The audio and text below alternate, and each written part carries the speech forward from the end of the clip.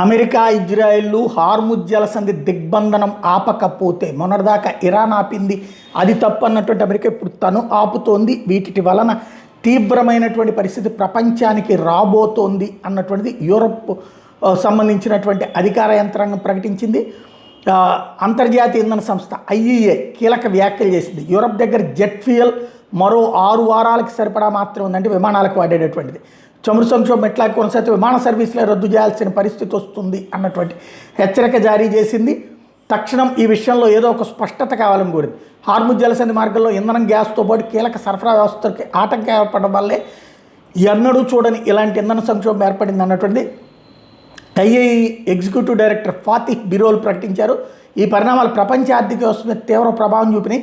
ఈ సంక్షోభం ఎంతకాలం కొనసాగితే ప్రపంచవ్యాప్తంగా ఆర్థిక వృద్ధి, ద్రవ్యోల్బణానికి అంత ఎక్కువ నష్టం వాటిల్లుతుంది. దీని ప్రభావం వల్ల పెట్రోల్, గ్యాస్, విద్యుత్ ధరలు పెరుగుతాయని ప్రకటించారు.